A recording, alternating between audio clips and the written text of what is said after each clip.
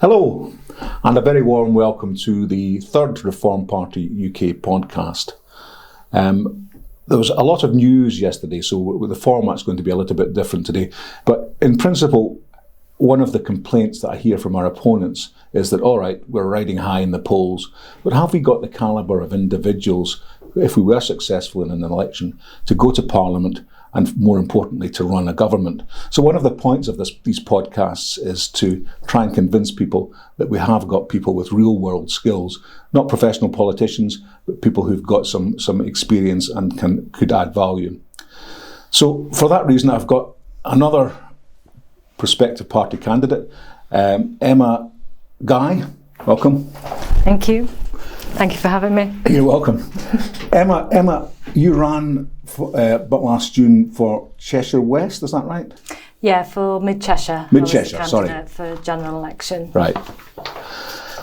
I said that I was going to change the format a little bit. Normally at this point what I do is ask a bit about you and your background and so on, and we'll probably get to that at some point, but I'm aware that we're constrained a little bit. Yesterday was a huge news day. Mm-hmm. So I thought that perhaps we could start off by discussing what happened yesterday and getting your views on it. Mm-hmm. We're recording this on the 21st of January. As I say, yesterday Donald Trump was inaugurated. Yes. And he made what was, in my view, one of the best political speeches of the last decade. Did you hear it? I didn't actually, because I was too busy with work and running my business. Right. Well, it's worth, if you get a chance, it's worth scrolling back and listening to it, because it wasn't a great political speech in that it was rhetorical or fantastic. But what he did was, in very simple terms, laid out a plan of action for America for the next 4 years. Yes. And some of the things that he came up with, I'll run through a few of them. Yeah, I've seen some of the headlines. Right. Yeah. And I think that some of the headlines that I've seen already, he's made some very decisive decisions, and decisions that should have been taken a long time ago. Absolutely. And decisions which will not only affect America in the next 4 years, but will inevitably affect Britain in the next 4 years. Of course, that's going to have a rollover. I mean, one example is the leaving of the World Health Organization. Yes. Now, that presumably leaves any potential pandemic treaty or whatever in tatters. Is that right? Absolutely, and I think it's important for each country to navigate their own way through any of the pandemics. We had a pandemic preparedness plan in the UK, and what did we do with it? We ripped it up and threw it away. And actually, if we'd gone with some of the recommendations for the pandemic preparedness plan, we would never have gone into lockdown. But I mean, the point about the pandemic treaty was that if they had introduced it, it would have effectively tied our government's hands to go down whatever route the WHO said was correct. Yeah. And of course, that would, in my view, would have been catastrophic, because what's the point of having an elected government if you then outsource things like pandemic treaty to? And that's outside the democratic, the powers of a government, and that's why, President Trump has ripped it up and said no. Yeah, and as I say, I think the effect of that is effectively that it's dead. Mm-hmm. I mean, it may limp on, but it will have there's no momentum behind WHO now. So I think all its power is effectively drained. Mm. And similarly, he announced that he was going to withdraw America from the Paris Climate Accord. Mm-hmm. What do you think the effect of that's going to be?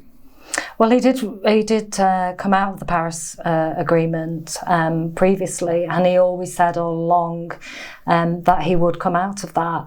I think we have to look at the climate and how it changes. It's evolved for many thousands and thousands of years, and how we act on that should be a lot more measured, rather than actually making us poorer and colder, which is what the climate change. We were boiling 2 years ago, and all of a sudden we're cold now, and it's like, human nature.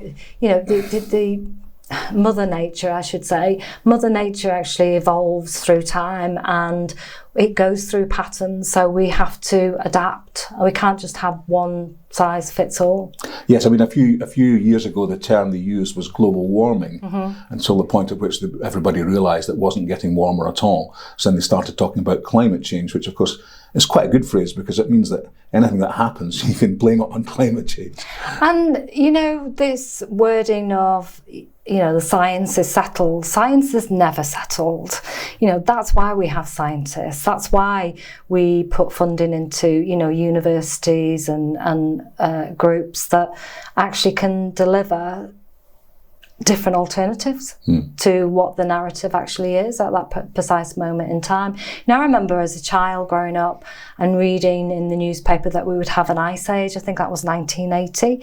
And I remember as a child thinking, oh my goodness, how are we going to cope with it being so cold, etc., etc.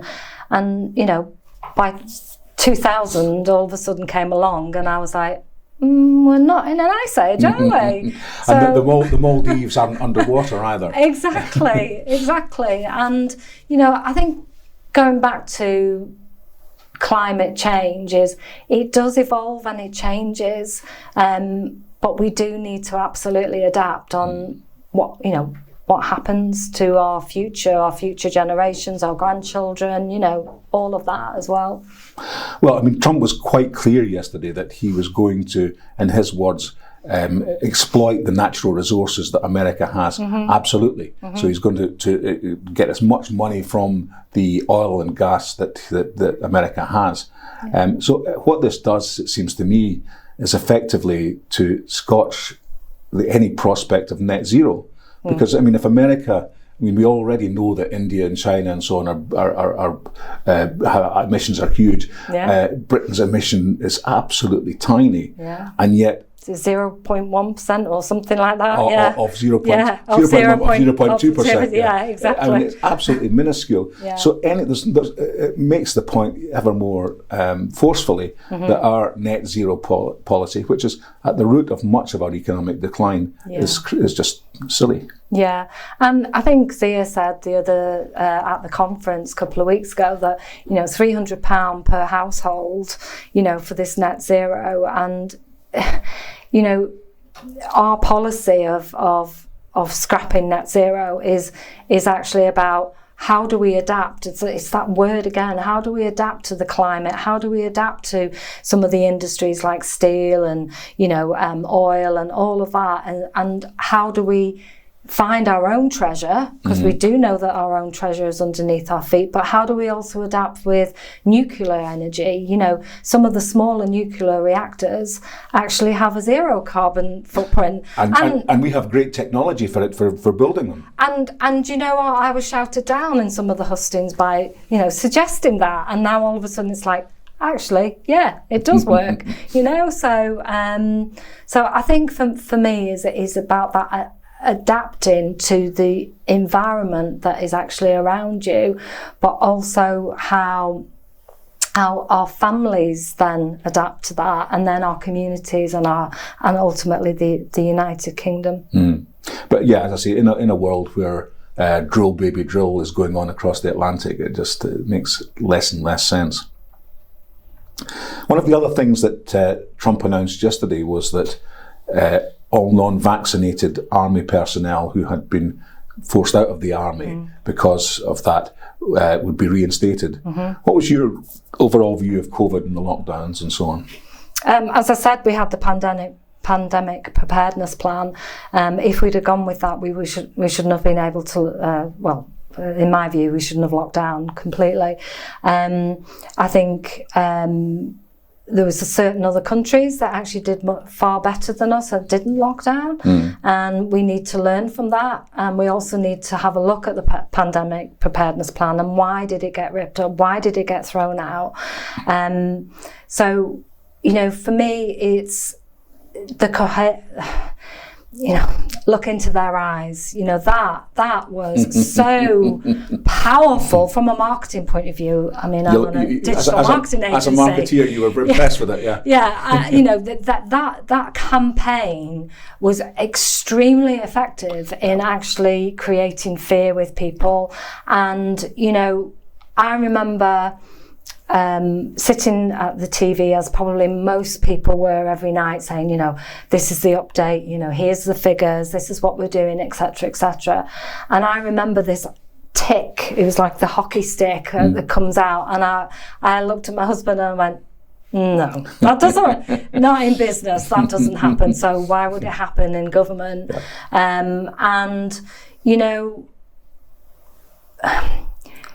Of course, this all came straight from the Cabinet Office nudge unit, as they called it, which was basically psychological warfare. And you say it was great marketing, and I mean that in the sense of it got people fearful. Yeah. It got people terrified. Terrified that you couldn't have Granny round for tea on a Sunday afternoon, but we're quite happy to have Granny cold now. I mean, I went along with it to an extent. Well, I didn't really go along with it to an extent, because almost nothing of what they were telling us to do had any sense to it, any logic to it. How is it that I can sit opposite you here and be infectious, but if I stand up and walk across the room, I'm no longer, it just didn't make any sense. The one thing that always sticks in my mind is the video of one of the funerals, and they were all separated, and I think it was the son of the mother actually moved the chair along, and actually that broke my heart just to see that actually you couldn't hug. We are human beings, and they do say that if you hug someone longer than I think 3 seconds, obviously that it helps build your endorphins and helps make you feel better, and certainly from a health and well-being and anxiety point of view, everybody was very anxious at that time. But then when I look back and watch that, I've seen it recently, I think, why? Why were the journalists not asking the questions? Why were they not challenging? Why was the opposition at the time not challenging? They wanted to lock down harder, faster, much more stricter rules. Why were we not allowed to challenge what was actually being fed to us? Yes, I mean, it brought home quite starkly the potential inhumanity of an authoritarian state, didn't it? And that's what I felt about it. And, at the beginning, we believed it. Our families, our communities believed that what was being told to us was the truth. And of course now, a lot of the untruths are coming out. But what it means is that the trust that we had, or some people, I never had it, but the trust that some people had in the state has been broken, and it's not coming back, is it? And once you've got that mistrust, you'll never go back. No. It's just like any relationship, any friendship, that if you've lost a trust within that's it. You can't then get a second chance. Yep.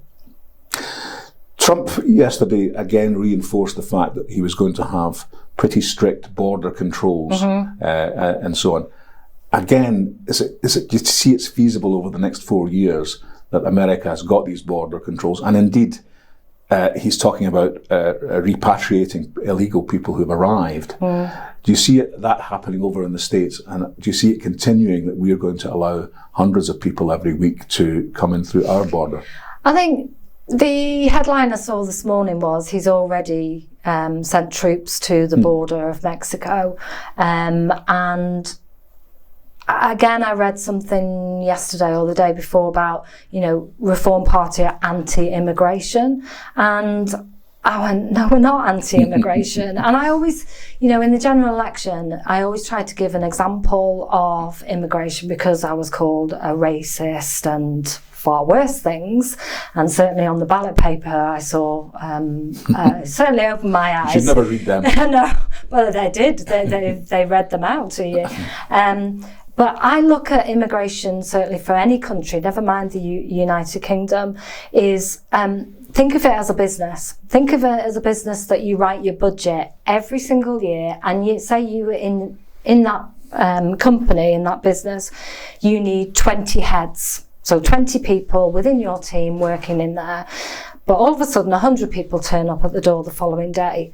At what point do you go, I can't afford this anymore. I can't afford this headcount. I can't afford the infrastructure, the costs, the wages, everything else. So, we're not anti-immigration. We just want to make sure that we're able to, one, control our borders, but two, to also control what money is being spent, not just with the British taxpayers' money, but also with the immigration of people coming into this country. And I met a lady a couple of months ago, and her family, who came from Pakistan, and they spent £40,000 to repatriate themselves into the United Kingdom. And she was really angry. She was angry because of people coming in and getting it for nothing. Yeah. And it was a really interesting context for me to have that conversation with her, to say, wow, I never really thought about that, because they wanted to move all of their family to the United Kingdom, and they paid that money. Now, whilst the party believes in controlling that number, and I absolutely believe that, I think also we do need to have some kind of constitution that people need to abide by, the values, the British values, the party says family, community, country, but, our way of life, our heritage, our sovereignty, our how, our history is taught in schools, etc. So, I think it's really important for us to anybody coming into this country to understand that. Yeah, I mean, you're absolutely right. There's no question that the demographics of the UK mean that we need immigration. Mm-hmm. We have an ageing population, we have a low birth rate, so we desperately need immigration. But we need to have controlled immigration. We need to get the right people here. And what's happening at the moment is, okay, the illegal immigration is a relatively small proportion. So, whilst it gets the headlines, but what we need to make sure, I mean, I saw a stat the other day which said that only 16% of the people who had come who legally were working. Yeah.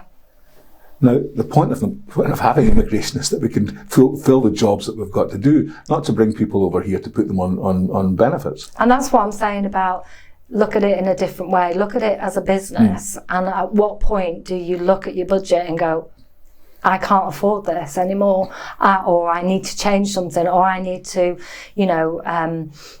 make people redundant, for example, and cut my costs, cut my cloth accordingly. And that's what the party certainly is talking about, is saying, yes, we need it. Yes, we want, the doctors and the nurses and the, the engineers and all of that. That's what we were promised. But what have we got? We've got, They set the salary cap at about 20,000. I think, I can't remember the figure, but it was around that. And you're right. 16% at what we are literally bankrupting ourselves with the amount of money. Someone was telling me the other day they'd dropped off some illegal immigrants to a hotel, and when they opened the door, the heat that came out of the hotel door, they said, oh, obviously they don't worry about their bills. And I'm like, what? I almost think sometimes when I wake up, are we living on a parallel universe sometimes? Because it is about money in, money out. As a child, you were given 10p for a 10p mix. Well, you didn't walk out the shop with 12p mix. you chose what you wanted in that. Absolutely. So, moving on, one of the other things he talked about yesterday was the end of DEI. So, and also he talked a bit about gender ideology, that in America now there are only going to be men and women and nothing else. Again, that seems to me to be the kind of blueprint, because these are our policies here. And so it should, I think, make it easier to roll them out if it's already been done in America, would you? And again, I talked about this on the campaign, the general election. I think we need to separate the two out here. The first is that biologically, man and woman. In fact, I had a potential supporter who emailed me saying, "Do you know what a woman is?" And that's all he said on his email. And I answered, adult, female. Female. Yeah, and he said, "You've got my vote." So biologically, there is male and female, but to identify, you can identify as whatever you want. One of my friends, they have Furbies, and they're all, they're all cats. But you can identify with whatever you want, and they shouldn't be muddied. The water shouldn't be muddied. It should be absolutely separated. From sports and all of that. Have your own sports. If you're transgender, have your own sports. But the narrative of a certain percentage, I think there's only a certain percentage of this country that identify as male, female, non-binary, binary, whatever the case may be. But it goes back to the initial part of biological sex, male or female. Yeah, obviously. As I said before, sometimes I think this. What about the DEI bit? How do you feel about?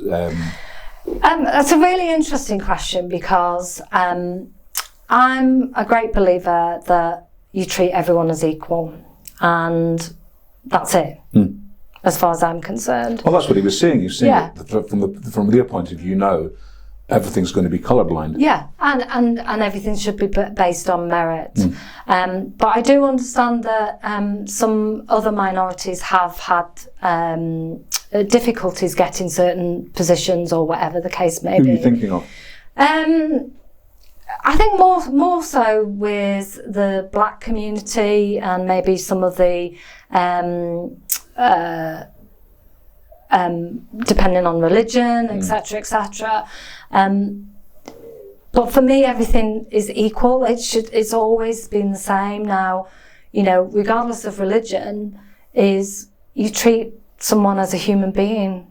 It doesn't matter their colour, their skin, their race, or whatever. Well, I mean, it may be that there have been prejudice in the past, which has meant that certain minority groups struggled more than others to get positions. I have to say, I've employed hundreds of people over the years, and when I look at a candidate, I've never even noticed what colour they were. No, and that's the thing, because I haven't. A lot of other people haven't either. No.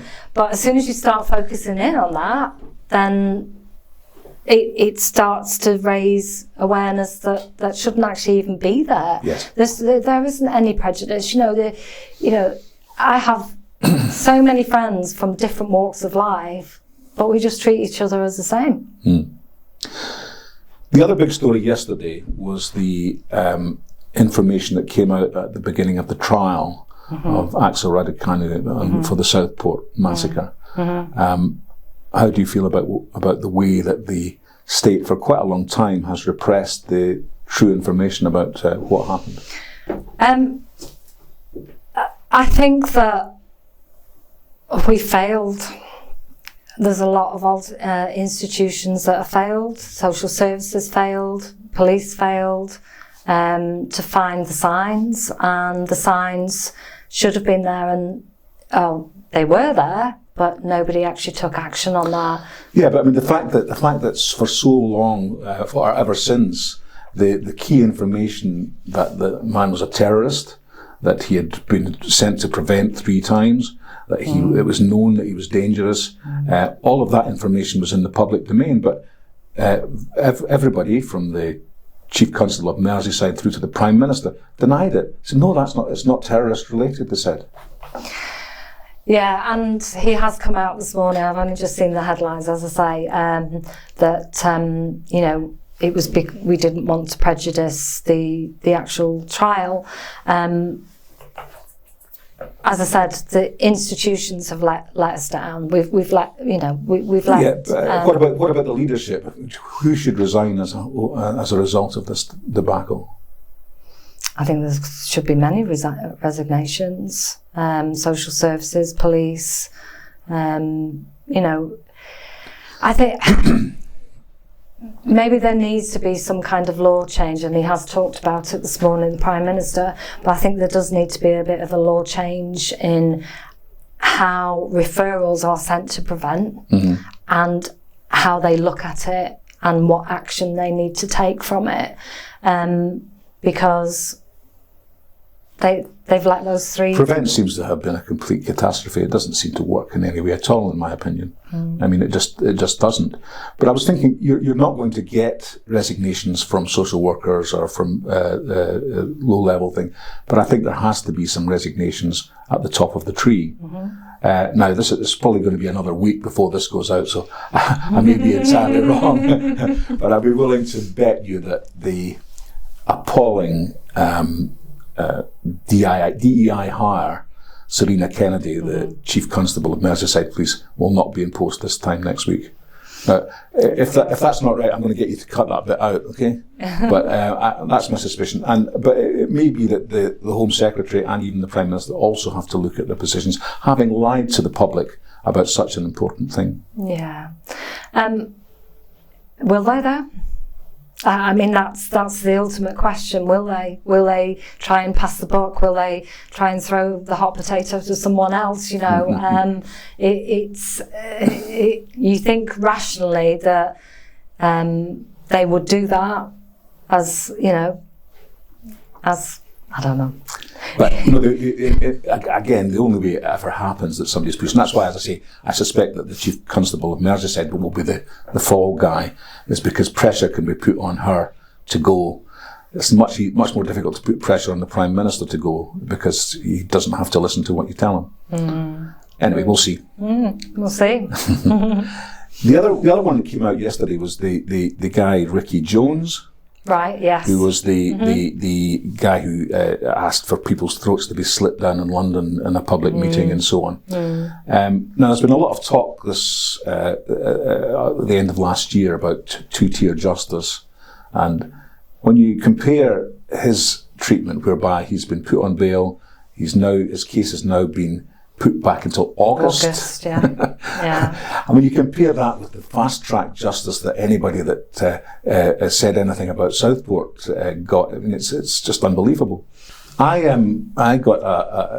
noticed a tweet on Twitter last year, and it said it was from purported to come from a retired policeman in Formby. Right. Now, I've got some contacts up in Southport, so I tried to verify whether this tweet was accurate or not, and I couldn't do it. Right. And for that reason, I didn't retweet it, or I didn't publicise it in any way. Yeah.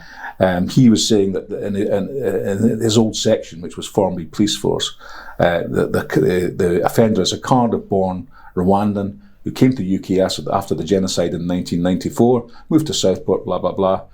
On arrest, he was calm and said, "I've done what Allah wanted. Please don't hurt me."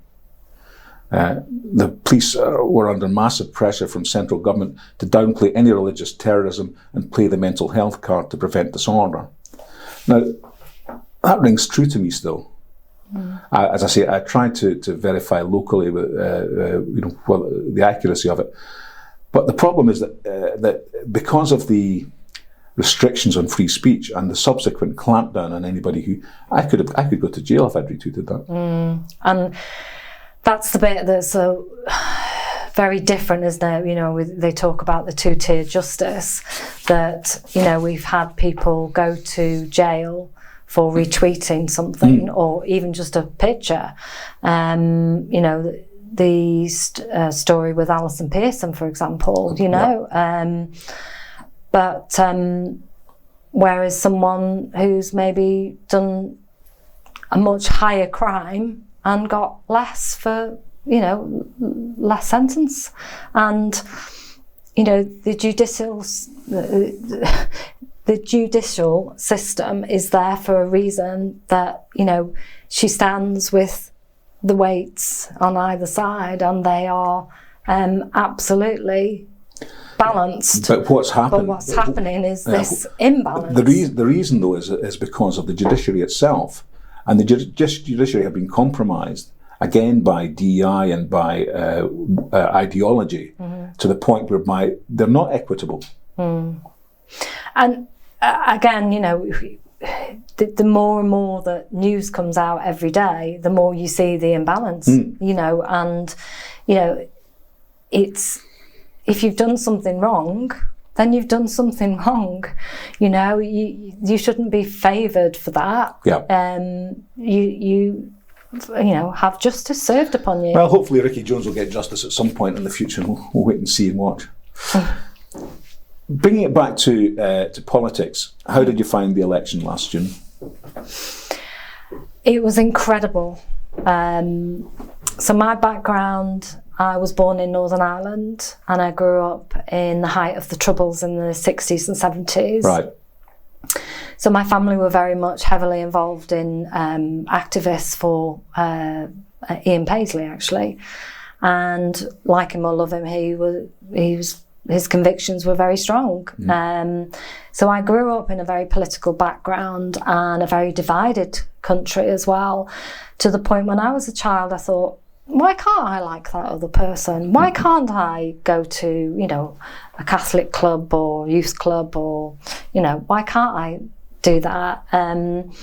Because I didn't see any bias, I didn't see any prejudice.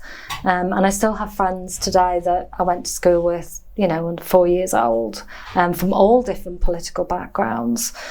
And when my family came to England, I became a special constable in Cheshire Constabulary.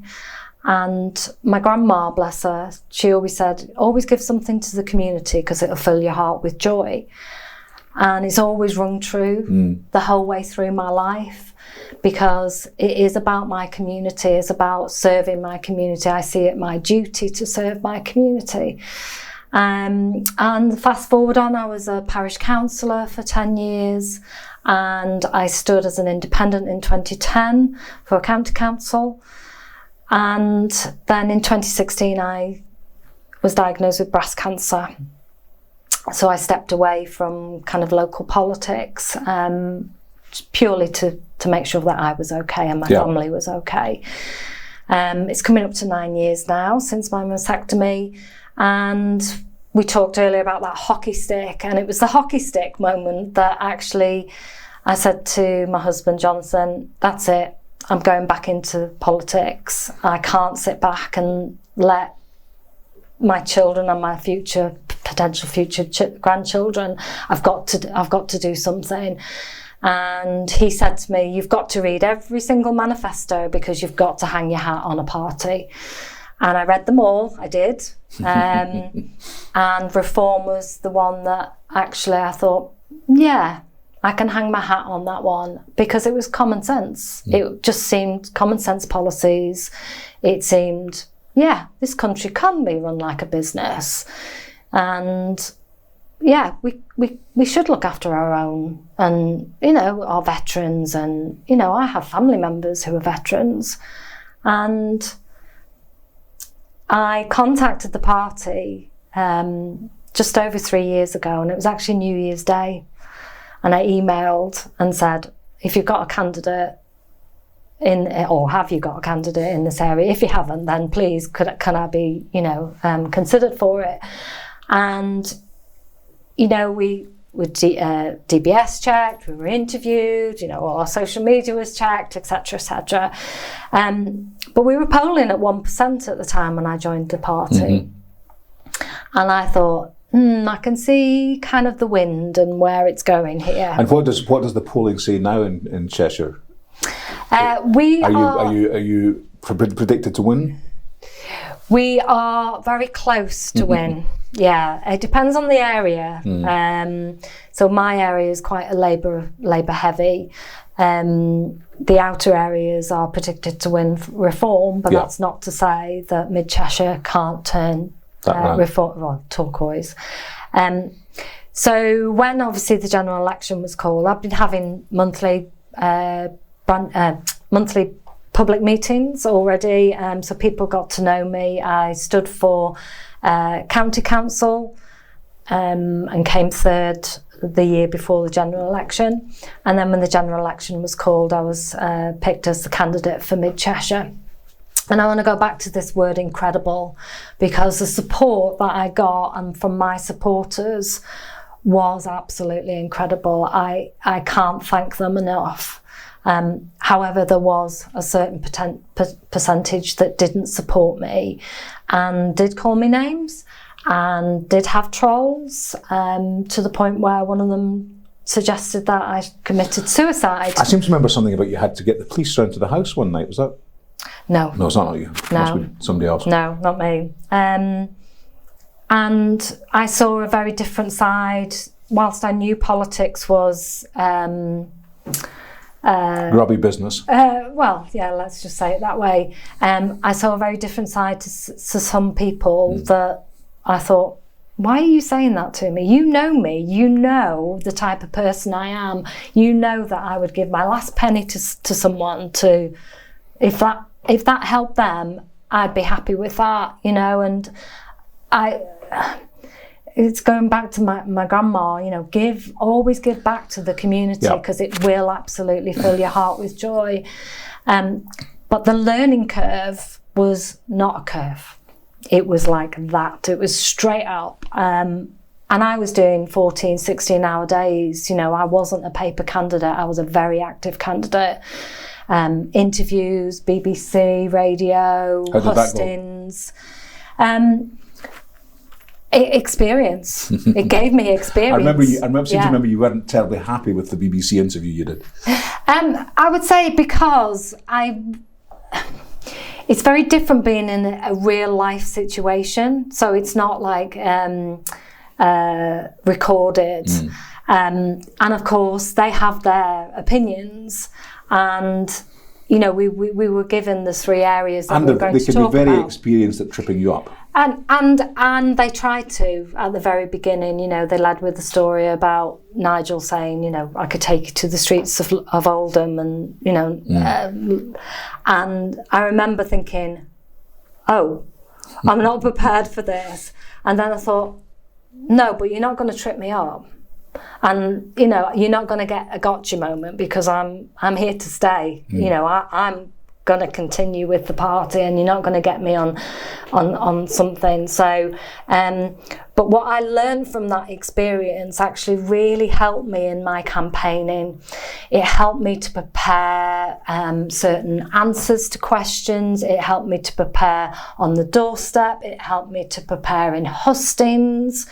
It helped me to prepare on radio interviews as well, to the point where, you know, I gathered that experience. And, you know, as I said before, you know, I stood as an independent. I didn't really have anybody around me that was trying to guide me. And then when I joined the party, I got some of that guidance through, you know, whether it was the updates on, you know, what had happened the day before and what our stance was as a party, etc. But it was probably the best experience, and incredible experience. And as I said before, the supporters were amazing. To get emails, flurry of emails, not just from Conservatives or previous Conservative Party members, but Labour as well. Yep. You know, at the beginning I saw kind of, I don't know, 70% Conservative, maybe 20% Labour and other,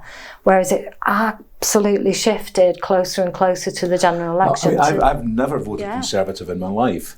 And if I thought that Reform were going to be a sort of Conservative light party, I wouldn't want to be involved with it. But we have to make it clear to everybody that it's not. And there are dangers there, I think, at the moment, where every time I see, you know, such and such a Conservative is defecting, it worries me sometimes. I understand where you're coming from, but if you're a true Conservative, you will see that some of our values are very true Conservative. So, you know, I always voted Conservative, up to the point where, the coalition government, and I just thought, hang on a second, what's going on here? And you start to question and challenge things as you mature a little bit further down the line. And something I teach the kids all the time, challenge and question every single thing.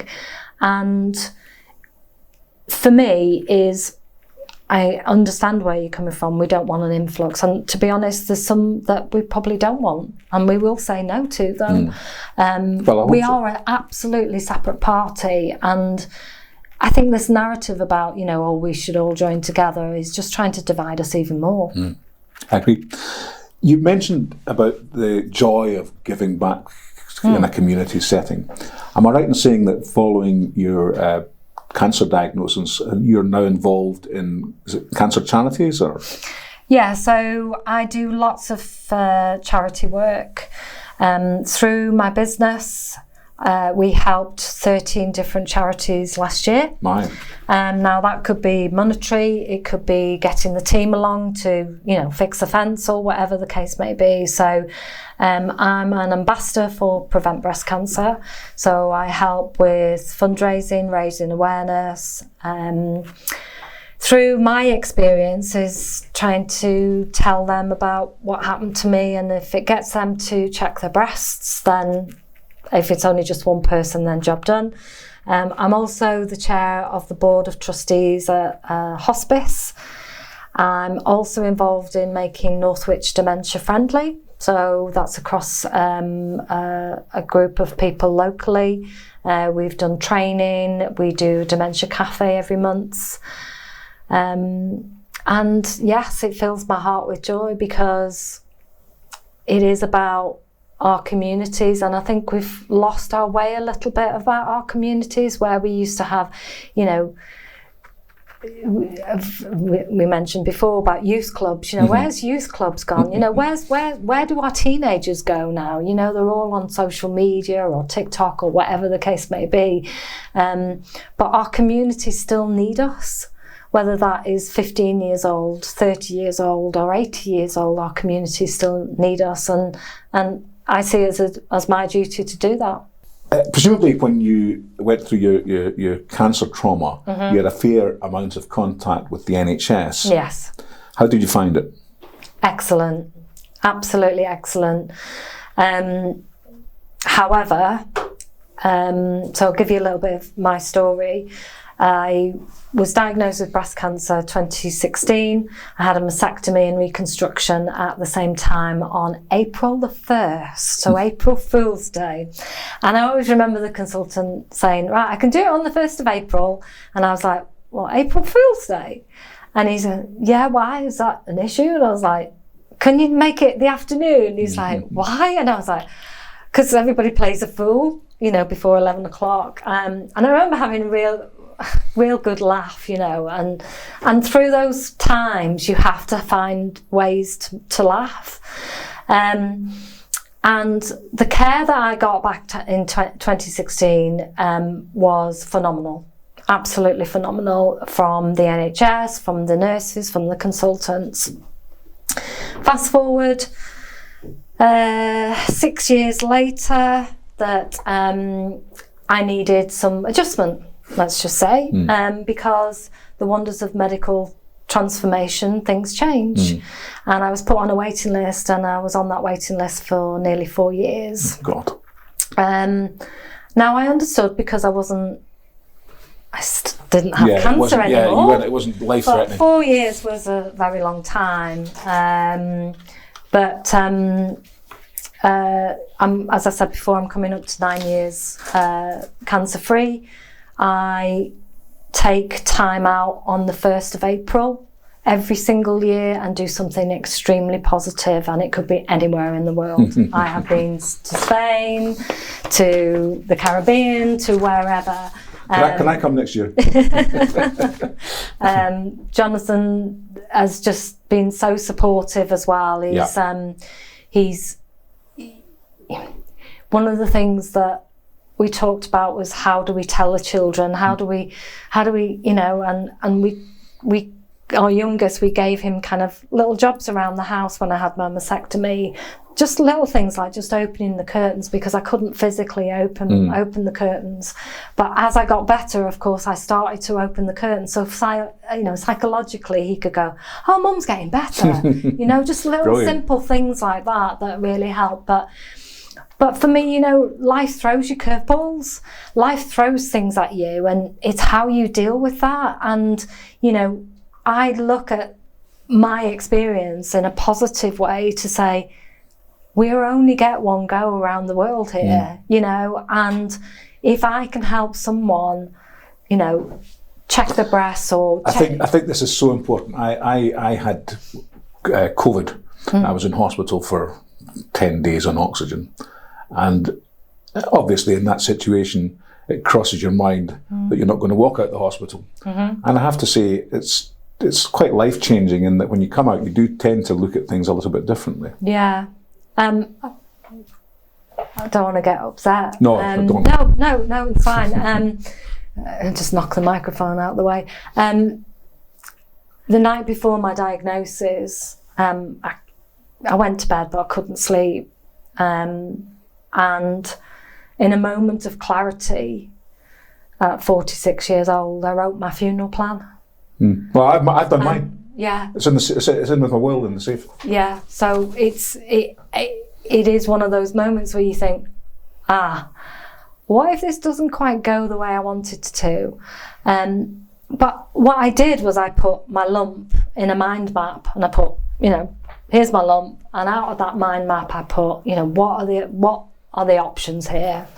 And I was very fortunate, and I do always call myself fortunate that I caught it early, and because I have friends who have had breast cancer and are no longer with us, so it does absolutely, any trauma gives you clarity of, and that's why I stood for general election. That's why I stood, because I have to give back, but also for my family and for my community. And it's interesting that I always go to Emily Pankhurst sometimes when I need just that little bit of inspiration. Maybe I've had a troll or somebody said something that it's kind of gone, oh, why have you said that?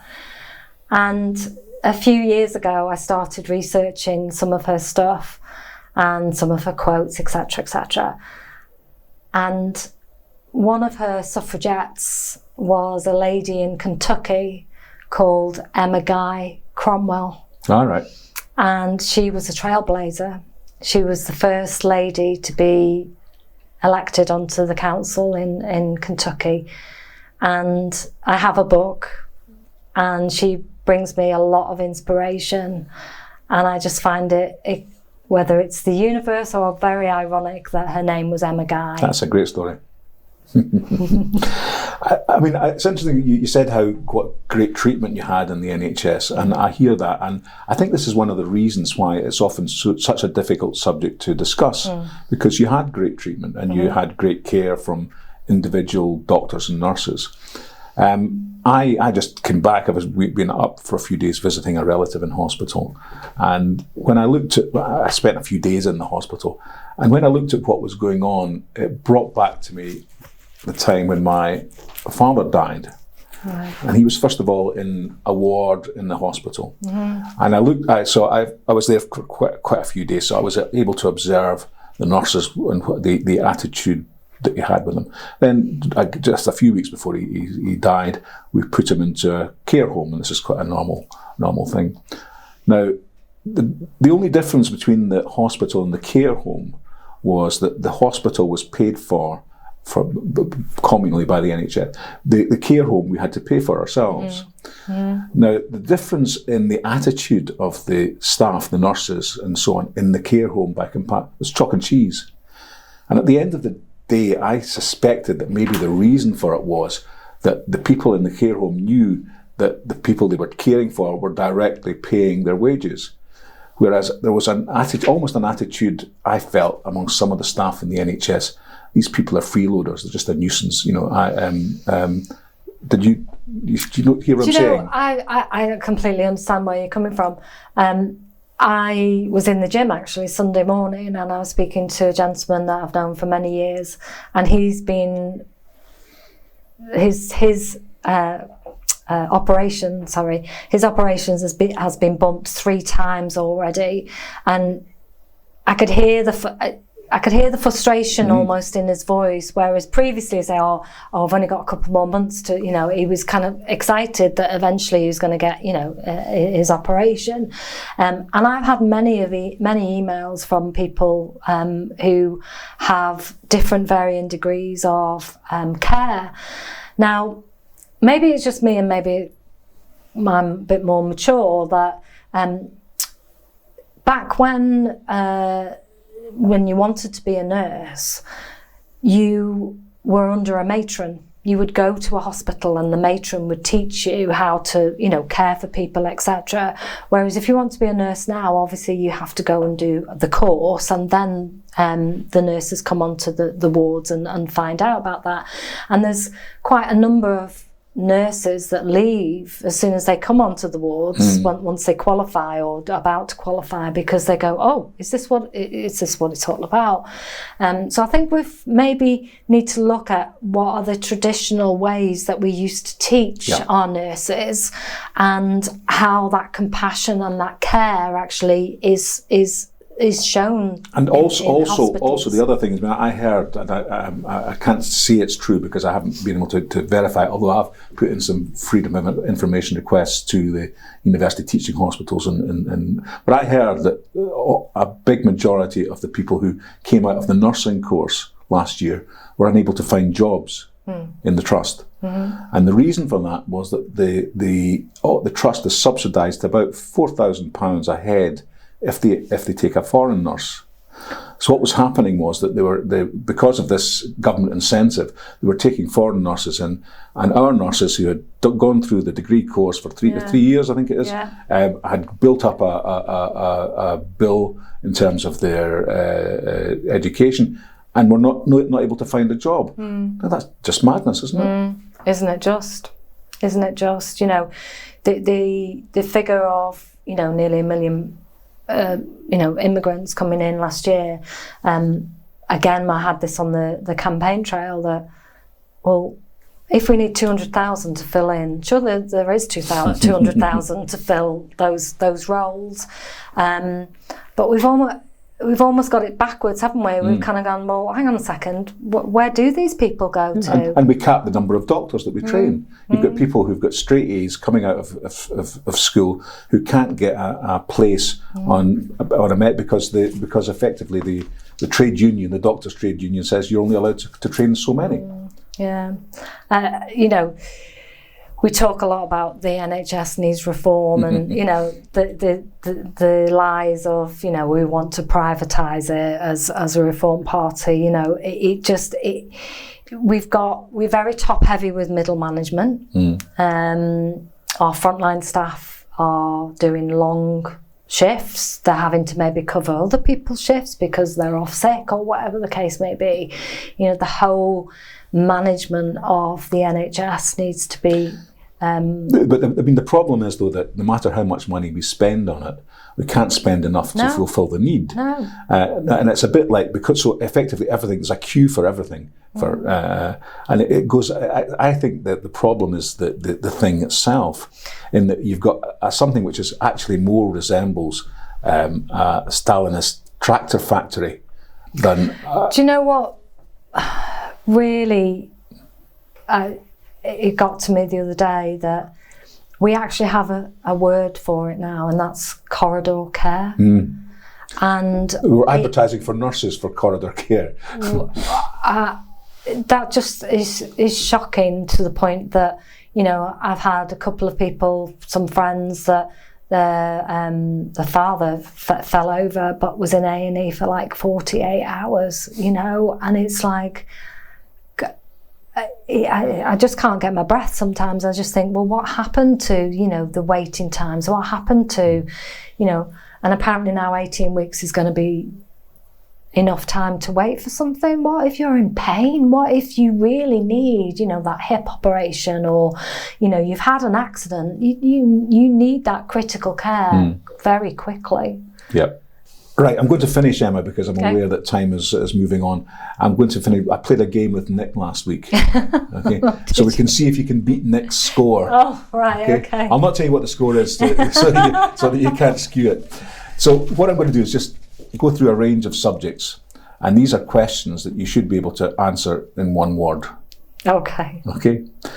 Would you introduce proportional representation for the current first-past-the-post system?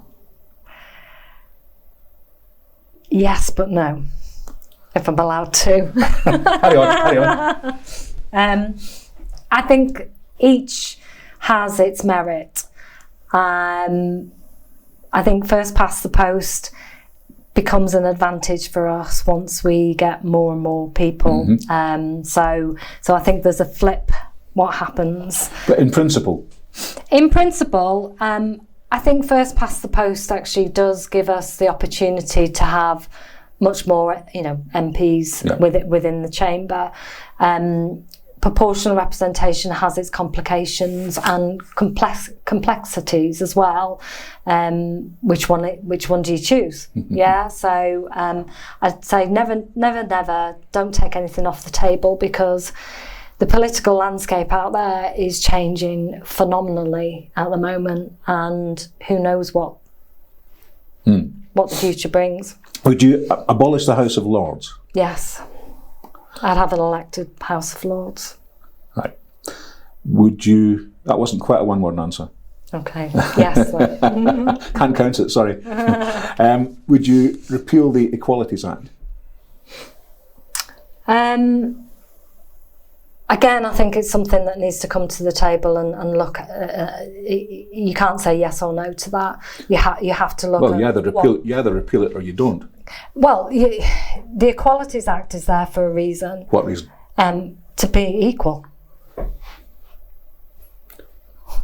mean, the Equalities Act is the basis on which all the DEI stuff, that's where it all comes from, the Equalities Act. It was signed into law that men and women are equal and have to be treated. That's where DEI all comes from.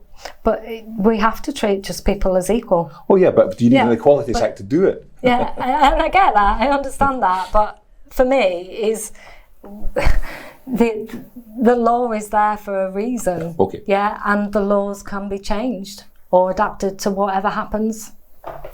Would you repeal the Climate Act? I think, again, we need to look at it very differently because of what we talked about earlier. We've got treasure underneath our feet. We've got the potential of nuclear reactors, hydrogen. I think it was Volkswagen who've spent, I can't remember, lots of money into building different engines for their cars in the future. I think it's something that it needs to be an open document that says this is where the science is telling us where we should get our energy from, for example. Yeah. Would you abolish quangos? Yes. All of them? Yes, we don't need them. Good. I think that's the right answer. Would you build on the green belt? There's plenty of brownfield sites that can be used, and there's also housing that needs upgrading or refurbished or whatever the case may be. So to answer the question is no. Right. Would you approve of the government fracking? I think we need to test it. Why are we spending billions of pounds importing it from outside the United Kingdom? Why are we not developing our North Sea oil fields? Oh, exactly.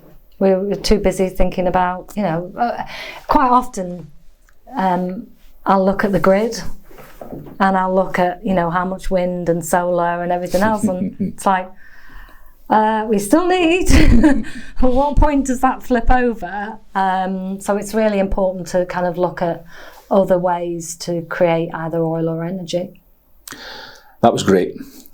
I would have to look back on last week's video to see what the score was, but I suspect it might be a score draw in terms of the number of yes or no answers you were able to give me. Yeah. But listen, thanks very much for coming. Thank you for having me. I've really appreciated it. It's been a very interesting conversation, and best wishes for the future. Thank you.